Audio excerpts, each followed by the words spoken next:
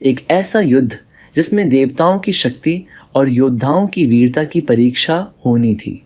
एक तरफ था थॉर का मायोलनियर, जो देवताओं का सबसे शक्तिशाली हथियार था, और दूसरी तरफ थी वंडर वुमन, अमेजन योद्धाओं की रानी, जो अपराजेय थी।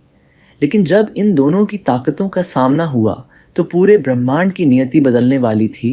ओलंपस की चोटियों पर देवताओं ने एक भविष्यवाणी सुनी।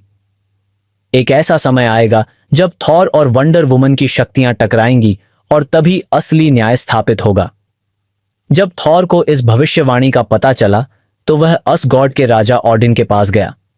ऑडिन ने कहा, अगर यह भविष्यवाणी सच हुई तो यह युद्ध किसी साधारण युद्ध जैसा नहीं होगा।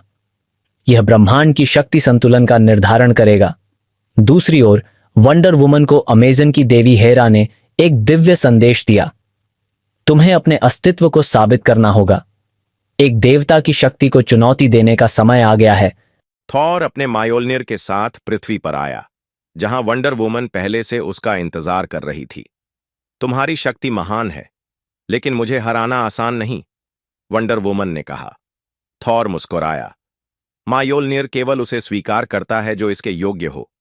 क्या तुम इसे उठा सकती हो? वंडर वुमन ने हथौड़े की ओर हाथ बढ़ाया और तभी बिजली की चमक गिरी। सभी को लगा कि वह असफल होगी, लेकिन चमत्कार हुआ। वह मायोलनिर को उठा चुकी थी। थॉर अवाक रह गया।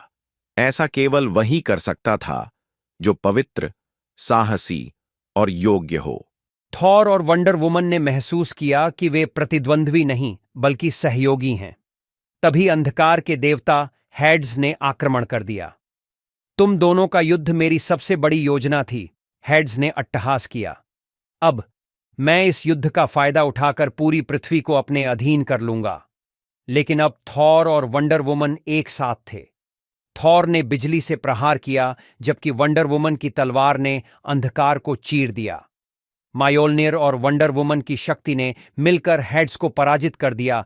इस लड़ाई के बाद थॉर ने वंडर वुमन को सम्मानपूर्वक कहा, तुम सिर्फ अमेजन की रानी नहीं बल्कि एक देवी हो।